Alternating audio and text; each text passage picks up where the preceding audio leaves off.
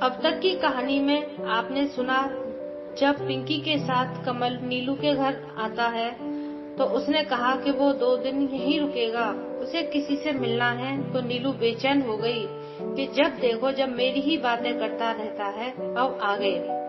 उसने अपने आप से कहा, ऐसे नहीं चलेगा, ये मेरी नरम दिली का फायदा उठा रहा है। जब एक बार मैं इसे फटकार दूंगी फिर यह समझेगा। अगले दिन सुबह का नाश्ता करके ऑफिस के लिए तैयार हो रही थी, याद आया कि गाड़ी तो सर्विस के लिए गई है। इस समय टैक्सी में चली जाती हूँ और शाम को ऑफिस की गाड़ी से आ जाऊंगी। आज दिन बड़ा थका देने वाला था, ऑफिस में ढेर सारा काम था। शाम को ऑफिस से लौटी तो थकान के मारे मेरी हालत खराब थी। शांति को खाना बनाने के लिए मैंने मना कर दिया था। सोच रही थी कि कुछ हल्का फुल्का खुद ही बना लूंगी। आज वो चैन से थी क्योंकि कमल से उसका कोई सामना नहीं हुआ था। उसने वेजिटेबल सूप बनाया। शांति सब्जियां काट कर रख गई थी। सूप पीकर छत पर आ गई। पूर्णिमा का चांद बेहद खूबसूरत लग रहा था। ठंडी ठंडी हवा उसके बालों को छूकर निकल रही थी। उसने अपना फोन निकाला और दीदी को कॉल की, पर उन्होंने नहीं उठाया। इस समय वह बहुत अकेला फील कर रही थी। घूम फिरकर ध्यान कमल पर चला गया। उसके लिए लड़कियों की कमी नहीं है, कामयाब है, गुड लुकिंग है, अच्छे खानदान का, रिच है, फिर क्यों मेरे पीछे पड़ा हुआ है। और सोचते सोचते उसने पुराने गाने सुनने शुरू कर दिए। एक बात तो उसमें और मुझ में कॉमन है कि मुझे भी पुराने गाने अच्छे लगते हैं और उसे भी। बाकी कोई चीज मैच नहीं करती। अब उसे नींद आ रही थी तो नीचे आकर सो गई। आज सुबह उठने में देर हो गई। जल्दी जल्दी शावर लिया, शिफॉन की लेमन येलो साड़ी पहनकर गीले बाल खुले छोड़ दिए। शांति पुकारती रही, मैम साहब नाश्ता कर लीजिए, पर वह चल दी। ऑफिस में जल्दी जल्दी पहुंची। आज सुबह 11 बजे मीटिंग थी। ऑफिस में कमल को देखकर उसकी जुबान खुश्क हो गई। उसके ऑफिस के एक कुलीग ने उससे कहा, राजकमल सर यहाँ कभी नहीं आते, हमेशा उनका स्टाफ आता है, आज पहली बार यहाँ आए हैं। मीटिंग में और भी कई लोग थे, कमल भी वहाँ था। मीटिंग खत्म हुई तो वह उसके पीछे पीछे बाहर आया। मैम आपसे कुछ डिस्कस करना था। मौके की नजाकत को समझ सकती थी क्योंकि सीनियर अधिकारी कमल के साथ चल रहे थे। नीलू सर को अपने साथ ले जाओ। वो उसे अपने साथ ले गई। बैठने का इशारा करके खुद बैठ गई। कहिए मैम, क्या ड्रेसिंग सेंस है आपका। वाकई इस साड़ी में तो आप बेहद हसीन लग रही हैं, पर ऐसी साड़ी अगर ऑफिस में पहनेंगी तो लोग अपना काम क्या खाक करेंगे। आपको उस नजर से देखने का हक। सिर्फ बात को अधूरा छोड़कर मुस्कुराया। आपसे कहना था कि आज शाम आपके घर चाय पीने के लिए आ रहा हूँ। मैं शाम को नहीं मिल सकती, मुझे कहीं जाना है। और हाँ, आप मुझे ना नहीं कह सकती। कितनी भी दूर जाएंगी वापस मुझ तक ही आना होगा। वो मुस्कुराते हुए उठ खड़ा हुआ। क्यों मैं इस इंसान के सामने आते ही बेबस हो जाती हूँ। सारे मंसूबे धरे के धरे रह जाते हैं। यहाँ तो आप करके बात कर रहा था और अकेले में तो हद पार कर देता है, घटिया कहीं का। अब उसे शाम का डर सताने लगा था, पर बात तो करनी ही होगी इससे। इस आदमी का मैं कतई भरोसा नहीं कर सकती। घर देर से पहुंची तो शांति खाना बनाकर घर जा चुकी थी। 7 बज चुके हैं, अब कोई चाय का टाइम नहीं है। उसने फ्रेश होकर चेंज किया और बैठ गई। इतने में बाहर गाड़ी की आवाज आई और मैं समझ गई कि उसकी परेशानी का सबब आ गया है। बाहर ही बैठूंगी, अंदर पता नहीं क्या कर दे। वैसे भी इसके लक्षण सही नहीं है। फटाफट बाहर जाकर लॉन में चली गई। ओह, तो मैडम यहाँ हैं। उसने चेयर खींची और उसके आगे बैठ गया।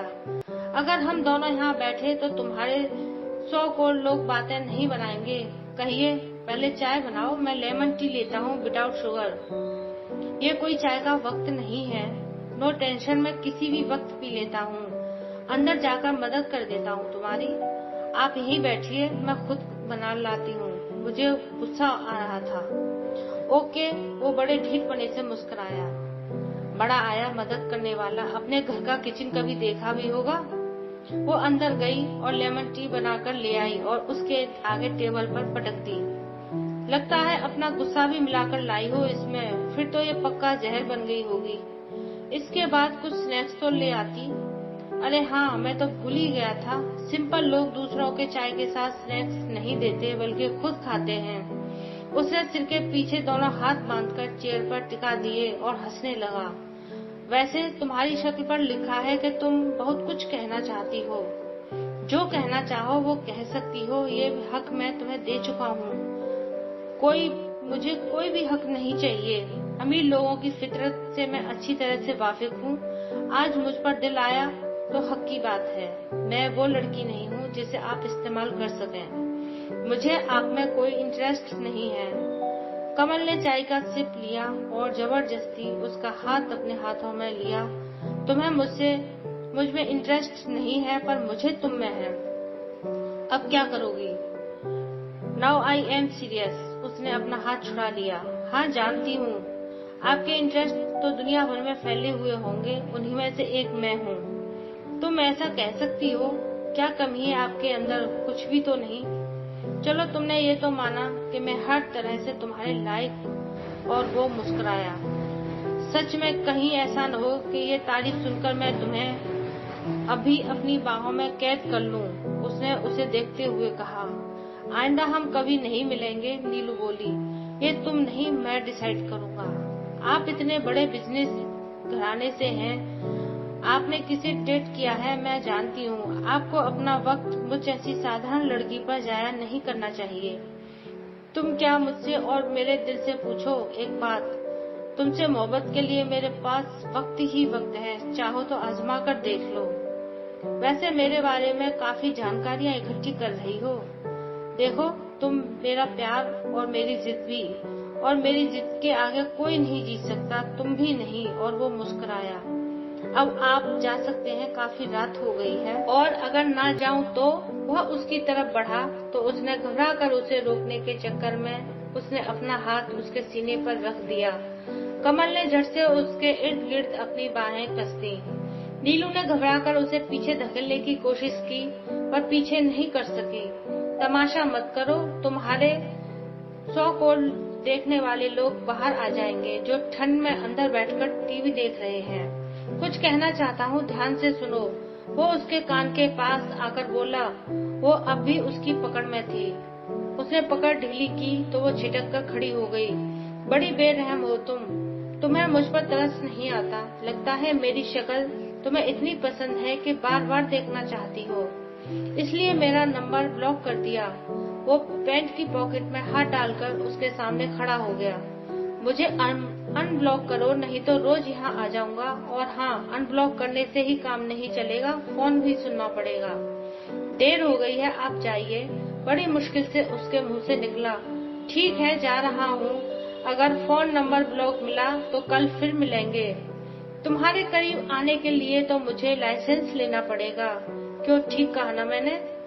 बड़े ढीठपने से मुस्कुराते हुए बोला। Bye darling. उसके जाने के बाद उसने राहत की सांस ली। निहायती बेशर्म इंसान है। उसने गहरी सांस भरी और घर के अंदर चली गई। डिनर करने के बाद टहलते हुए सोचने लगी कि इसे अनब्लॉक करूं तो मुसीबत, और ना करूं तो मुसीबत। पुलिस कंप्लेंट करूं तो क्या कहूंगी। काफी देर सोचने के बाद उसने कमल का फोन नंबर अनब्लॉक कर दिया और वो टहलने के बाद अंदर आकर बेडरूम में लेट गई। फोन बजा तो कमल का ही फोन था। उसने नहीं उठाया। जब दूसरी कॉल आई तो उसने उठा लिया। हेलो, अच्छा लगा जानकर कि तुम मेरे फोन का वेट कर रही थी, उसने हंसते हुए कहा। वो चुप रही। देखो, ये चुप्पी मुझे नाकाबिले बर्दाश्त है। लगता है कल तुमसे रूबरू होना पड़ेगा। बोलिए, मैं सुन रही हूँ। अच्छा, सच्ची सुन रही हो? और वो जोर से हंस दिया। तो फिर मेरी हार्ट बीट सुनो। जब से तुम मुझे मिली हो, मेरे दिल की धड़कनें काबू में नहीं रही हैं। मेरा दिल कहीं बाहर उछलकर तुम्हारे पास न आ जाए। अगर मुझे कुछ हुआ तो सारा इल्जाम तुम पर ही आएगा। पता नहीं तुम कब तक मुझसे दूर रहोगी। जानती हो, तुम हर रोज मेरे सपनों में आती हो और मुझसे कहती हो कि मुझसे मिलने कब आओगे। तभी तो मैं आज आया था। तुम एक काम करो, मेरा फोन टेप करके पुलिस कंप्लेंट में कर दो। मैं चाहता हूँ कि मेरी दीवानगी सारी दुनिया देखे। मुझे नींद आ रही है। मेरी जान, मोहब्बत के बाजार में ये हीरा कौड़ियों के भाव बिक रहा है। हाथ से मत जाने देना। और वो हंस दिया okay, good night, sweet dream. सिर्फ मेरे सपने देखने की इजाजत है तुम्हें। नीलू ने झुंझलाकर फोन रख दिया। ना समझ इंसान, अभी तो यहाँ पर इतना कुछ बकबक करके गया था, फिर फोन भी कर दिया। कहता है मेरा फोन टेप करके पुलिस में दे दो और मेरे साथ तुम भी बदनाम हो जाओ, तुम्हारे पोस्टर भी सारे शहर में चस्पा हो जाएं, तुम्हारा नाम भी न्यूज़पेपर में छप जाए। अमीर लोगों को फर्क नहीं पड़ता ऐसे न्यूज से, उनके लिए गोल्ड मेडल होती है, पर मुझे ऐसे गोल्ड मेडल नहीं चाहिए जिसका जवाब देना मुझे भारी पड़ जाए। अब तो सारी गालियां भी खत्म हो गई हैं मेरे पास। वो गुस्से में भुनभुनाती हुई सोचने लगी, पता नहीं किस लड़की की किस्मत फूटेगी जो इसकी बीवी बनेगी। और सोचते सोचते उसे नींद आ गई। गजब कि वो उसके सपने में भी प्रकट हो गया, उसे अपनी बाहों में समेटे हुए। और इससे भी हैरत अंगेज बात ये थी कि उसकी बाहों में खुश नजर आ रही थी। उसकी नींद खुल गई, उसके दिल की धड़कनें तेज हो। ईश्वर करे कि ये भयानक सपना सपना ही रहे, मैं उसे बर्दाश्त नहीं कर सकती। अगले दिन सुबह उठी, देर से उठी, संडे था। नाश्ते के बाद बैठी हुई थी तो पिंकी का कॉल आया। हाय लक्की गर्ल, कैसी हो? ऐसा भी क्या लक है मेरा, उसने हंसते हुए कहा। कमल ने कहा कि वो तुम्हें प्यार करने लगा है और तुम भी उसे पसंद करती हो। व्हाट? वो आसमान से नीचे गिर पड़ी। व्हाट क्या? मानना पड़ेगा, तेरी चॉइस बहुत अच्छी है, मैं तेरे लिए बहुत खुश हूँ, चल बाद में बात करती हूँ। उसने बम फोड़कर फोन रख दिया। अच्छी चॉइस माय फुट, कहती है कि मैं उसे पसंद करती हूँ। उसे सोचकर भी गुस्सा आ गया, अभी मिल जाए तो मुंह नोच लूं। इतने में शांति आई। बोली मैं सब दिन में क्या बना दूं? कुछ नहीं शांति, मैं बाहर जा रही हूँ, शायद शाम तक लौटूंगी, तुम खा लेना और किचन समेट कर घर चली जाना।